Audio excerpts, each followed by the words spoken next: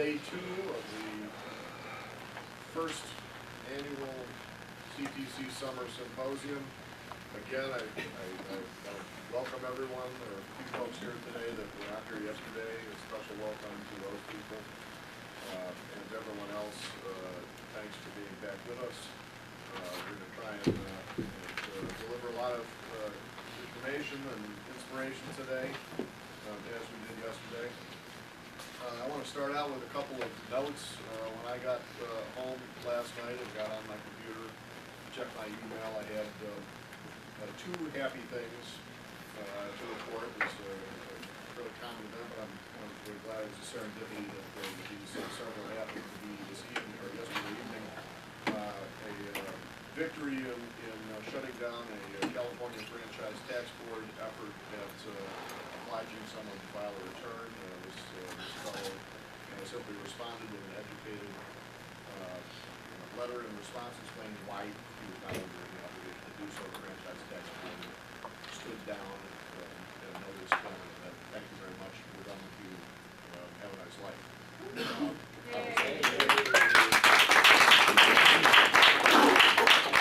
You may have to deal with the same problem again next year, of course, if any effort is made to allege that the DNP tax collector is again. But this was definitely a victory. And also another victory reported, the federal victory for 2013, and the very first that has been reported to me involving a 1099-K. So we have a new, this was a new event. The 1099-K information return was a new event 2 years ago. The feds instituted a reporting form connected with credit card transactions, the 1099-K. I wrote an analysis of this form and its mechanisms, its linkages. It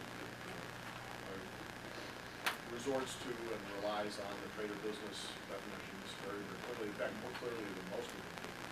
I was happy with that. And that parsing out can be found on the, there's a link to the parse on the sitemap of offforensic.com. So anyone that's in a position of dealing with credit card transaction reporting can go there and find that. This gentleman, Thomas Friesick, is the first to report having to deal with one of these 1099-Ks, complete success, immediate complete refund, no questions asked in response to this filing. So a happy thing there. And finally, another happy and really rather remarkable note.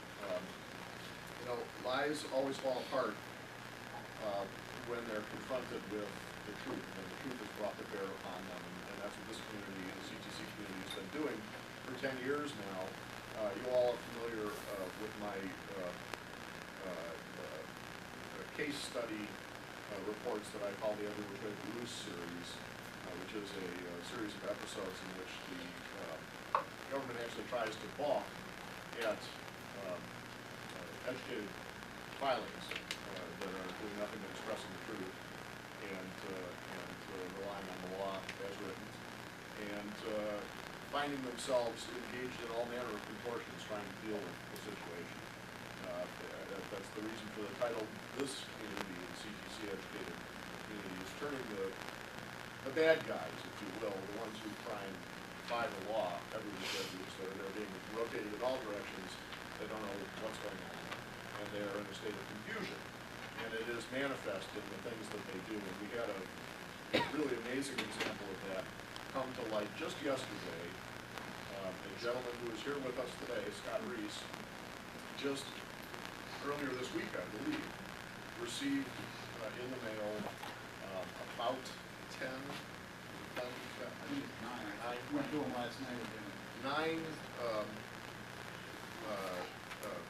complete surrender notices from the government for 1997, 1998, 1999, 2000, 2001, 2002, and 2012. And the remarkable thing about this, that's not remarkable in and of itself. This people in the CtC community have to happen on a regular basis. Although going back that far is a little unusual. That's, generally speaking, years that old is pretty much settled and done. In this case, these were accreditings of frivolous penalty assessments that had been taken. Frivolous. credited with something like 7 of these in a couple days ago. That is, as my memory serves me, that is the first time that has happened in this form. And this is another step forward in the rectification of what has been this systemic defiance of the law that has been being gotten away with because the American public has been ignorant of what's been going on. Now that there's a community of educated people who are applying the law, invoking the law, and standing for the law, that is all changing, and this is where we get. So, I want a round of applause for Scott. A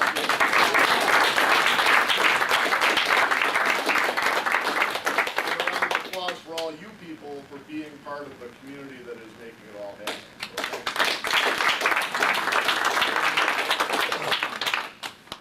And on the note of community, it's a good introduction to our first topic today, which is common law grand jury. Edmund Burke said, when bad men combine, the good must associate, else they will fall one by one in unpitied sacrifice and contemptible struggle.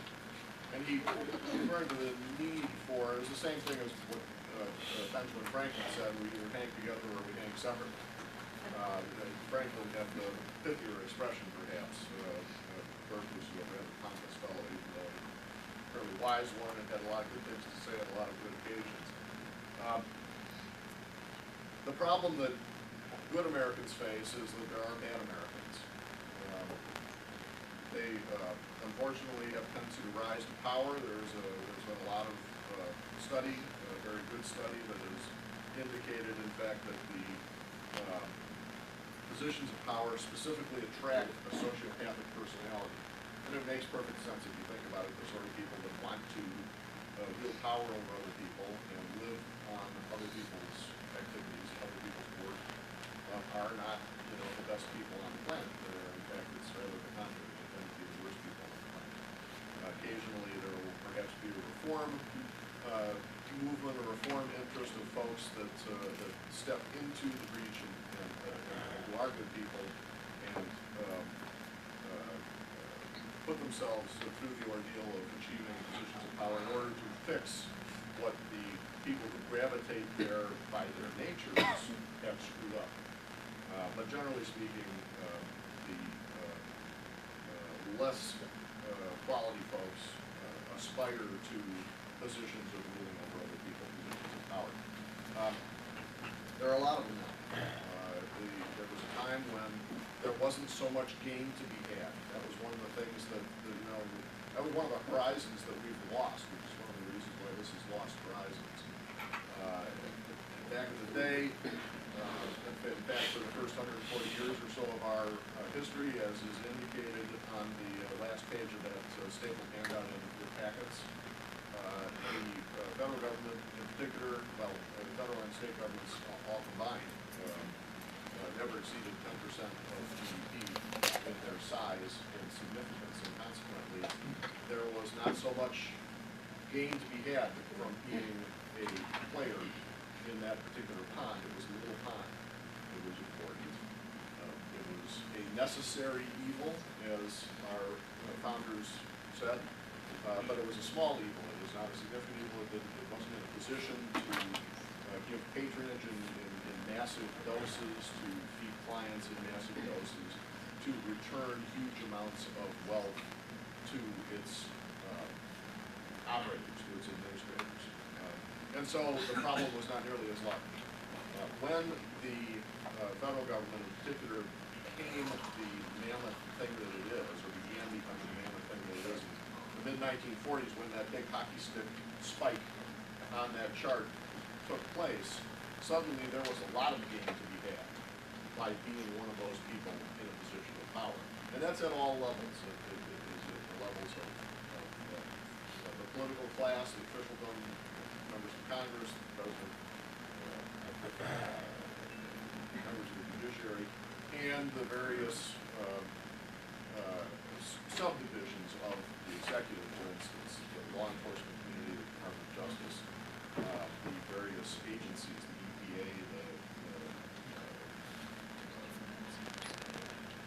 Health and Human Services, all of the various departments became better off. It became more rewarding, so to speak, for people to operate on. And so we had more and more of a problem develop.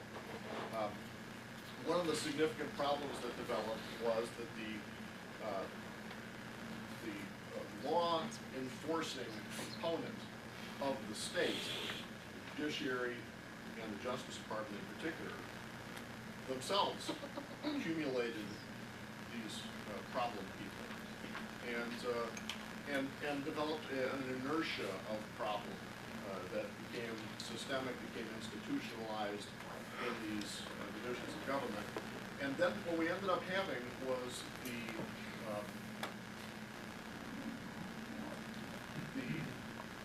fox guarding the chicken in a very much manner of speaking. The people who prosecute crimes are themselves people who are in many cases committing crimes. And what's the solution to that problem? They're not going to prosecute each other. It just doesn't happen. How often does it happen that a prosecutor, for instance, a U.S. attorney that has done something wrong, that has withheld evidence, that has concealed evidence, that has lied on the stand, that has done any of the number of crimes that those folks are capable of, is held to account for? How often does a federal judge get taken off the bench and punished for violating someone's rights? How often do even politicians suffer these problems? James Clapper famously, now this is sort of this is the poster child of this problem.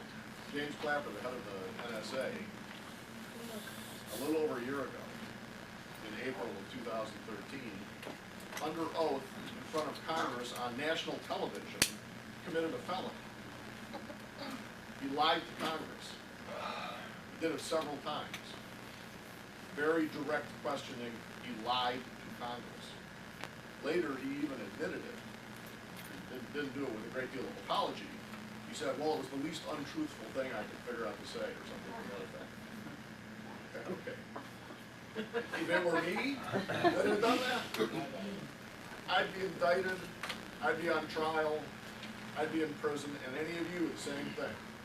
And anybody else, the same thing. But if it's a member of the political class, if it's one of these operatives who are party to the problem, there is no solution from that party.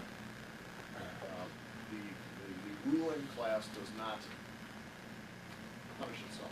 Does not punish itself. So, what do the people do? Because frankly, they're not the ones in charge. It is the people who have sovereignty in this country. It is the people who are in charge. They're our hired agents. That's all they are. So, there is a solution to this problem. There is a potential solution. It's called the common law grand jury. And I have a gentleman here that is involved in a movement to implement, institute, put in place common law grand jury in an organized fashion. And I'm going to have him come up here and speak to you in a minute. I want to give a little bit of background on the nature of common law, or on the authority of common law grand jury, and I want to do so by reading a little bit from a Supreme Court case, 1906. Back in the day when the Supreme Court was frankly a lot more reliable in terms of its being in contact with our fundamental law and having respect for it, a situation that obtained up to about the late 1930s. And if you are in the habit of reading law, if you read Supreme Court, I'm sorry, one second please. Thank you. If you're in the habit of reading case law, you will find a remarkable distinction between Supreme Court rulings prior to 1937 or so and those after 1937. There is a sea change in difference. And in fact, it can be noted by virtue of the fact that from the early 1940s until 1995, not a single federal enactment was ruled unconstitutional by the Supreme Court, not one. Since then, there have been a couple, 2 or 3, that were found to be in excess of what the court now views as federal authority, which is virtually unlimited at this point, according to that court. Prior to 1937, this was not the case. The Supreme Court was much more on its game. In 1906, this is what the Supreme Court said about the grand jury.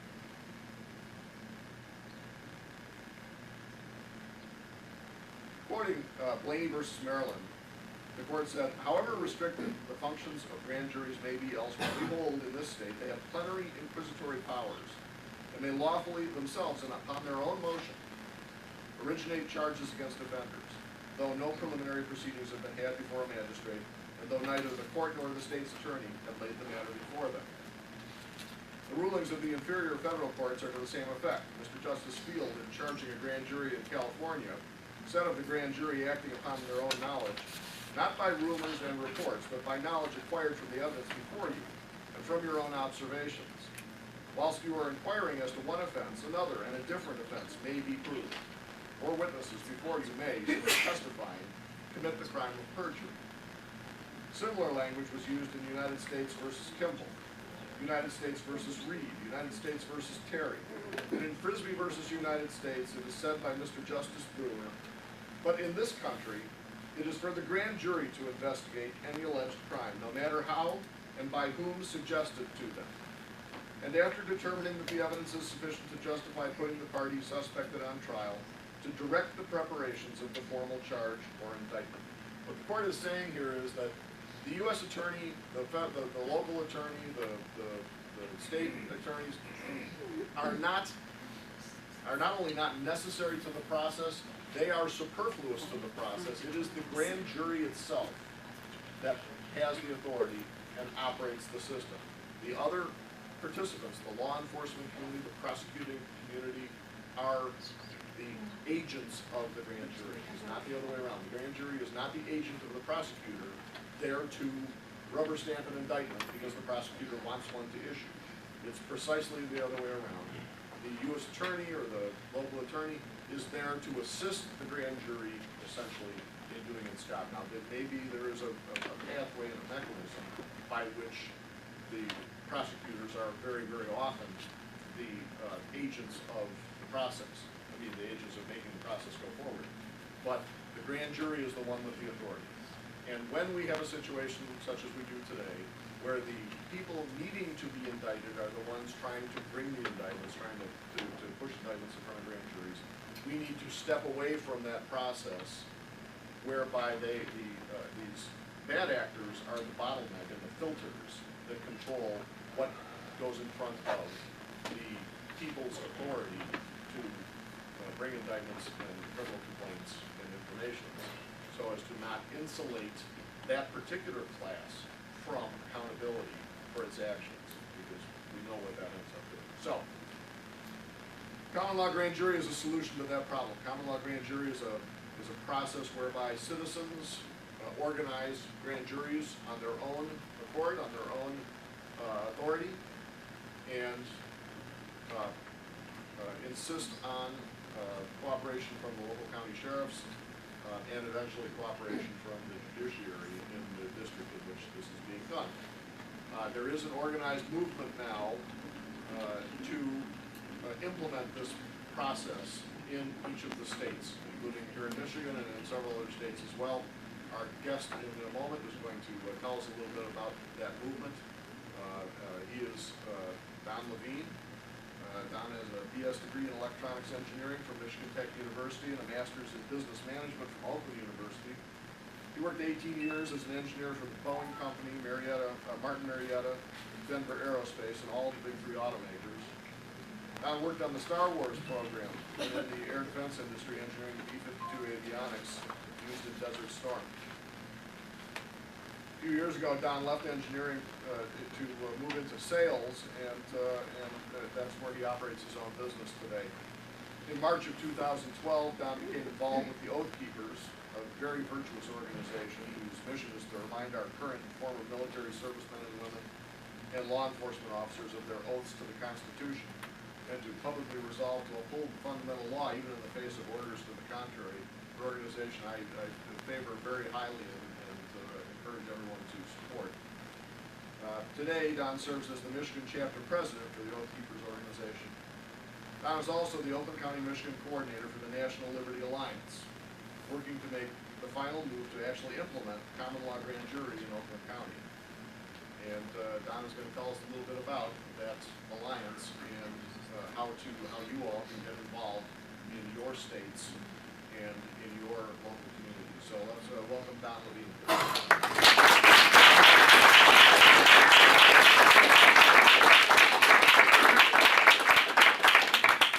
Thanks very much, Pete, for that introduction.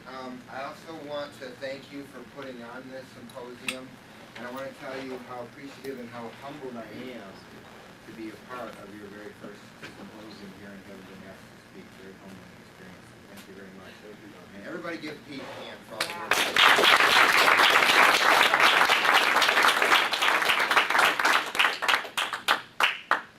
Nobody shall be held accountable for a capital or otherwise infamous crime unless on indictment of a grand jury. Fifth Amendment to the Bill of Rights of the Constitution for the United States.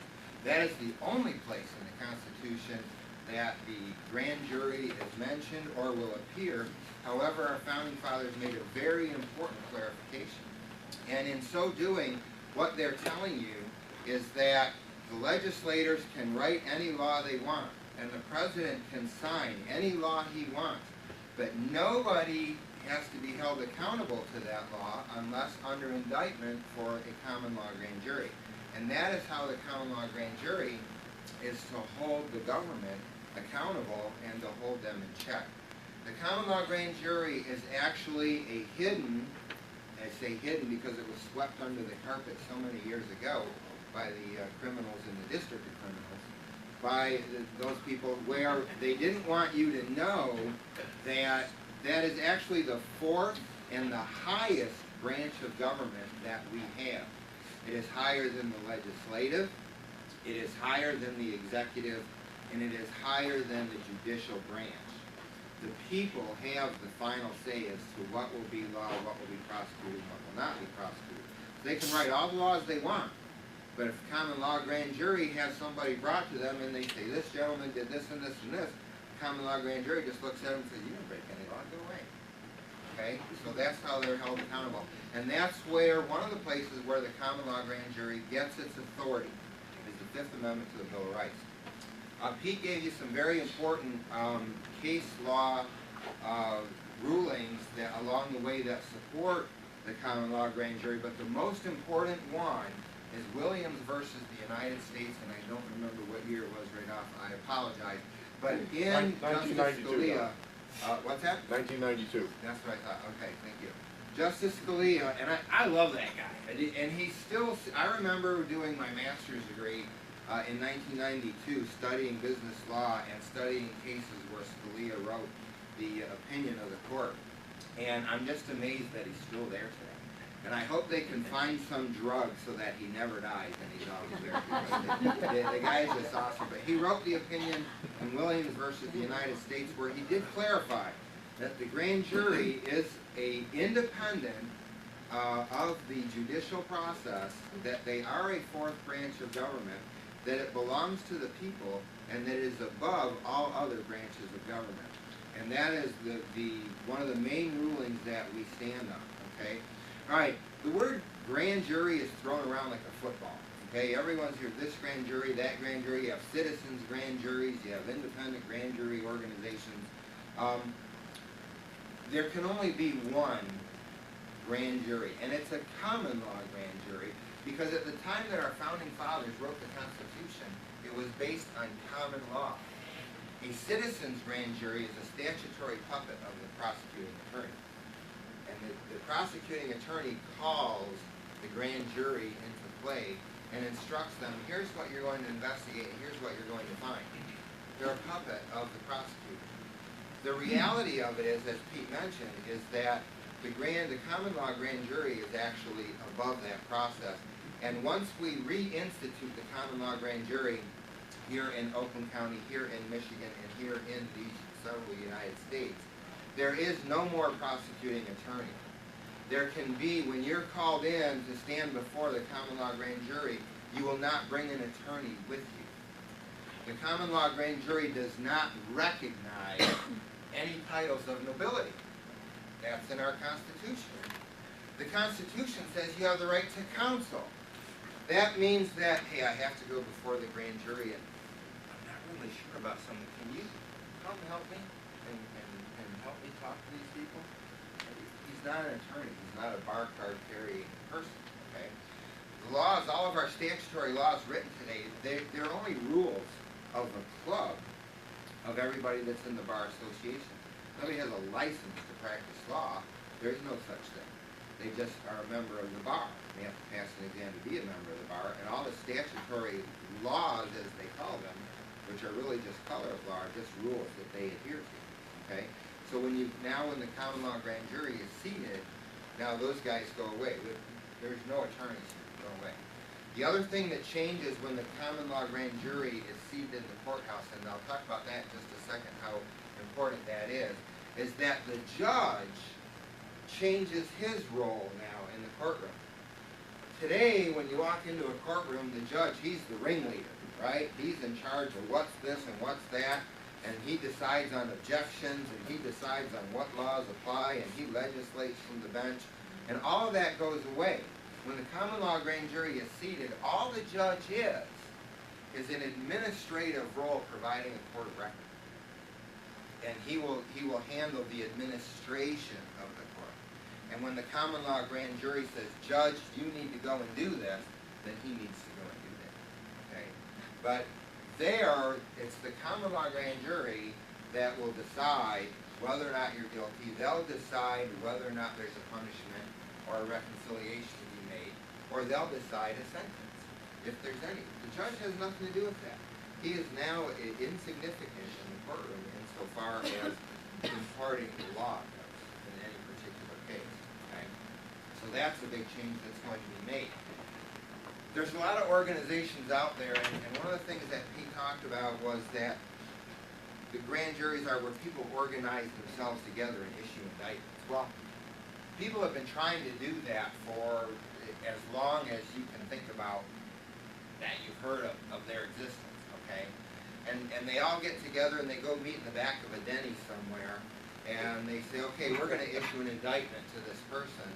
And you've heard that done for even Obama's been indicted by a grand jury, okay?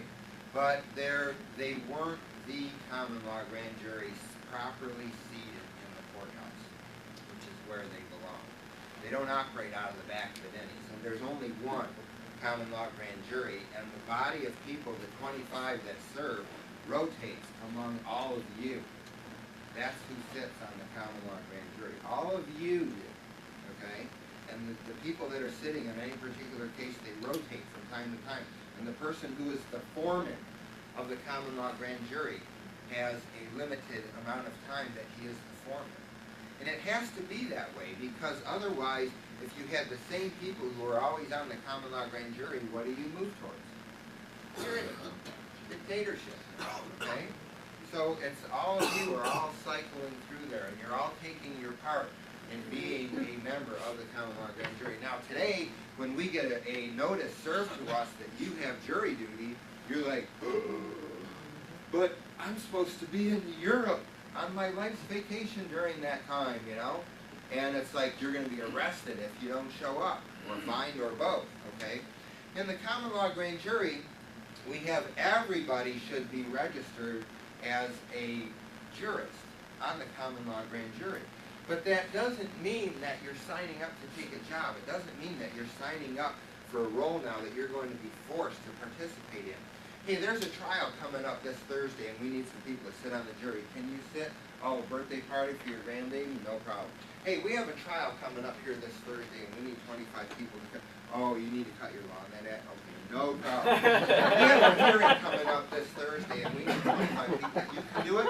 Great, I got one. Okay, we have a hearing coming up this Thursday, and we need 20. Can you do? Okay, that's how it works. All right, because all of us collectively should agree to want to be part of that body, because it's your futures. Who's tired of what's happening with the current administration? Well, are you going to do something about it or not? Okay? And that's what the common law grand jury is about. Be willing to stand up and be a part of the solution. And this is how you're going to do that. Okay? Now, the common law grand jury, it gets its teeth and its authority from the Fifth Amendment to the Bill of Rights. It gets its teeth and authority from Williams versus the United States. But beyond that, the only way it can operate is to have a seat in the courtroom, in the courthouse. That courthouse, who does that courthouse belong to? It belongs to us. So we need to go and take it back, okay? So the first thing that we have to do is not constitute, but reconstitute the common law grand jury, because it already exists and it's been forgotten, and it needs to be brought back into the fold, okay? So how do we do that? Well, what we need to do is we need to have people stand up in every county. Like when I got involved, when I found out about National Liberty Alliance and what the grand jury was all about, I said, something needs to be done to keep our government in check. No one's doing anything, and Oakland County needed a coordinator, and I said, I'll do it. You know, and my wife said, what do you do? And I said, I don't know. Right? I'm not an expert. I don't know all the facts, okay? But there's a whole group of people behind me that are helping me, and somebody has to do certain administrative functions. They have to invest their time and effort to make it happen in each and every county. And that's what I agreed to do, okay? In each and every county, we have to have someone step up as a coordinator who will then start talking to other people and saying, hey, what we need to do is we need to have an election, okay? And we're not electing members of the grand jury.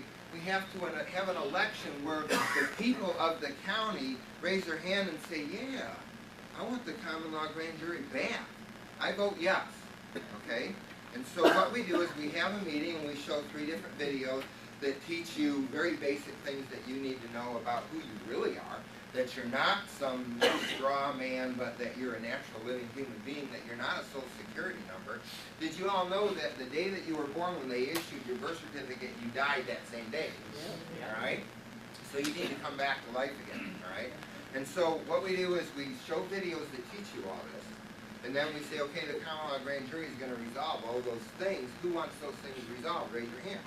Okay, and just like that, the people raise their hand, and then we sign documents with the notary, and we stamp it with a seal, and then we say, okay, here's an official record. We went to the people in this county, and they voted yes, they want to reinstitute the common law grand jury. And then we take those papers and we go and we serve them upon the court.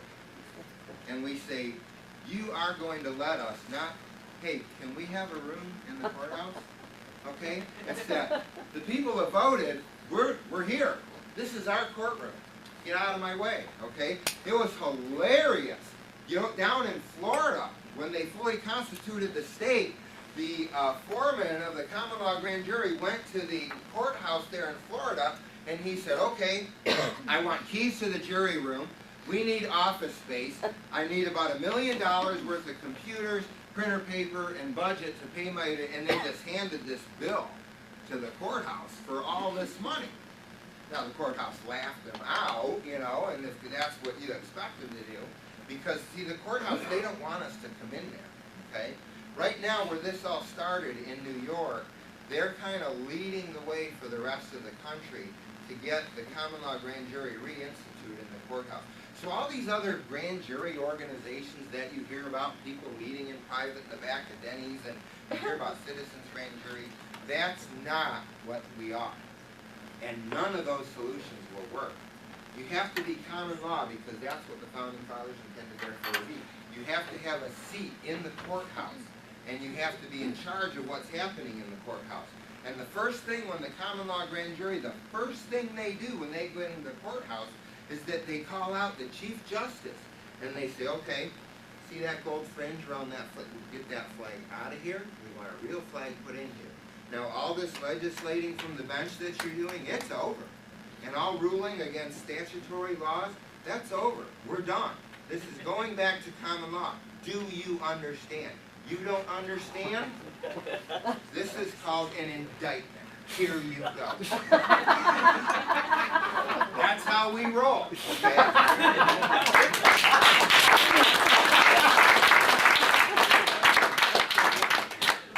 Now, what we need next is we need the sheriff to get some jalabas and realize that he is the final authority defending the Constitution in that county, and go arrest that judge for not following and allowing us into the courtroom to have our rightful seat.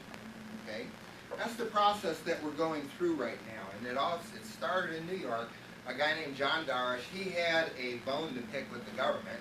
And he said, I'll fix your wagon. I'm going to get this common law grand jury thing going again in my county, and we're going to take care of you. And then some buddies of his in the next county over said, hey, why don't you do my county? And then a buddy over here said, we should do all the counties. And then so they did all the counties in New York, and they said, you know, we should probably do the whole country.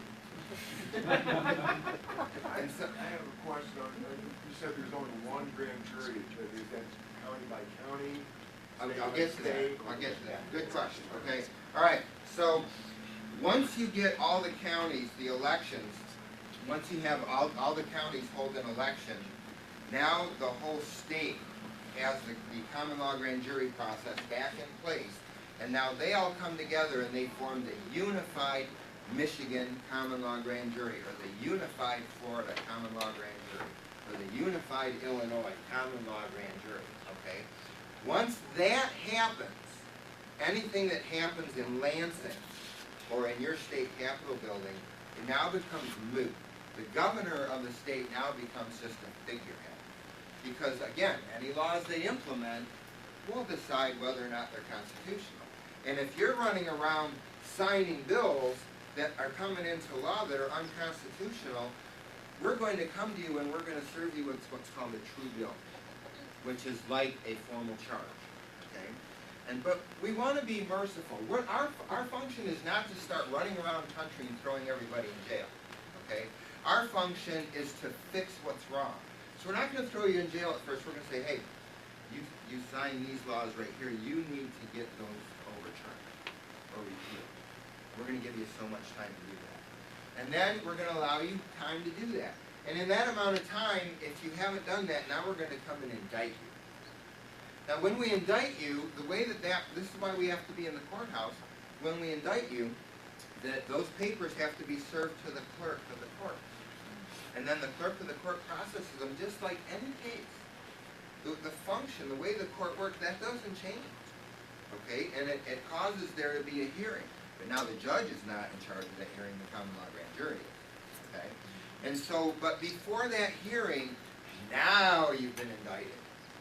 Next week there's a hearing about this, and we're going to put you in jail. However, we're going to give you one more chance to go and make whole the damage that you've done. And we're going to allow you the opportunity to do that. We're a merciful body. What we want to do is we want you to fly straight, is to quit doing these wrong things.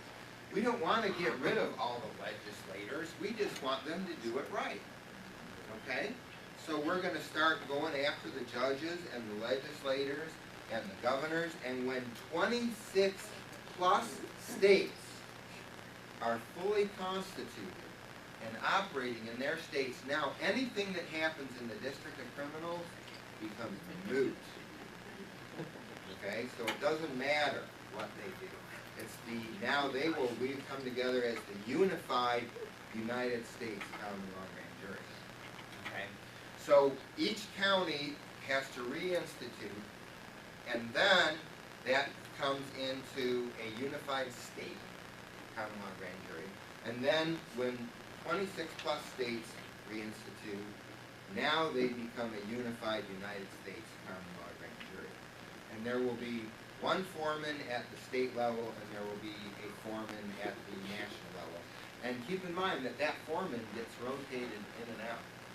So it's not going to be like another, person that can come in there and become corrupt and start having, all these dictator-like things going on in the grand jury. And what are the odds anyway, if I was one of these power mongers that Pete was talking about, what are the odds that if I thought that everything in the country should be run my way, and this is the way that it's going to be, what are the odds I could get 25 people to go along with me who have no incentive, who are not receiving any kickbacks, who are not receiving any bribery money, right? What are the odds? The odds are pretty small. Okay, so that's how we prevent that from happening. So where we are today and what's going on is that New York has tried several different avenues.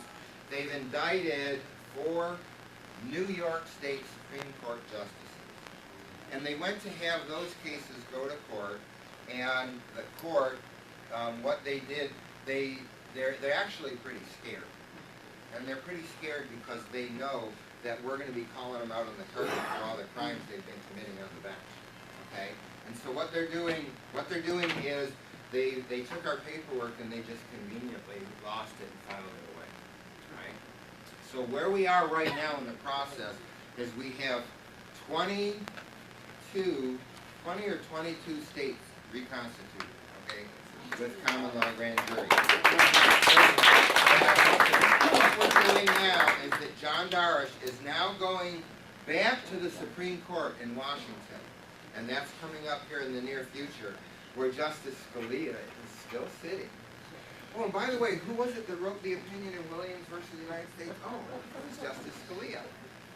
And so we're going to come with almost half of the states in our nation, and we're going to go to Justice Scalia and show him that we have over 20 states reconstituted and that we're still growing more. And then we're going to ask him, you remember that opinion you wrote in Williams? Did you really mean that? What's he going to say? Okay. So and what John Darish says is that the Supreme Court won't acquiesce, and this guy is incredible. He's a wealth of knowledge and he knows what he's doing.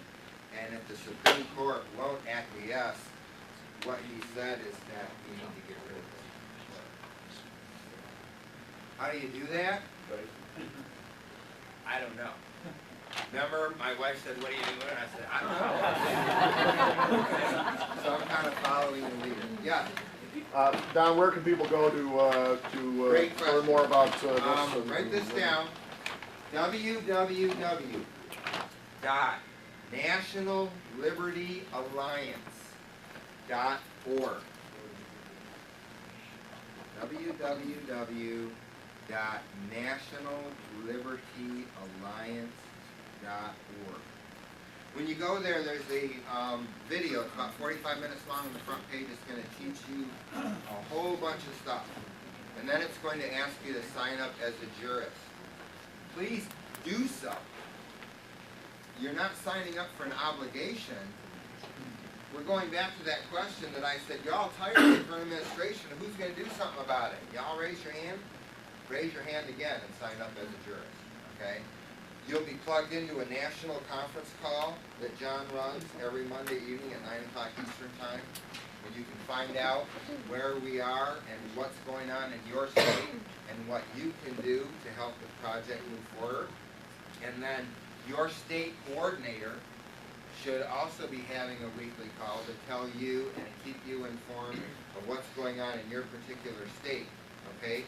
Now when you go there, there's a button you can click on called County Coordinators, and then it will take you to a page and you'll click on your state, and then it will show you click on your county, and it will show you who your county coordinators are. Now if you go there and you look up the county coordinators, and there's none in your county, what are you going to do? Volunteer. You have to know I don't know what I'm doing. You don't have to know what you're doing either. Just somebody's got to do it. So sign up as a coordinator and say, what do I do next? Okay. All right. All right, I did that. What do I do next? Okay. And I'll do that. All right. Now, if you go to your state, there's a county coordinator in your county, but there's no state coordinator. No one's stepping up to help coordinate the whole state. What are you going to do? Sign up. Please, we need state coordinators. There's some states that still don't have coordinators yet. Okay, and we need them. So, that's the common law grand jury. That, we believe, is the only solution to bringing back our republic and shutting down all the corruption that's going on, and we're pretty darn close to it. Okay.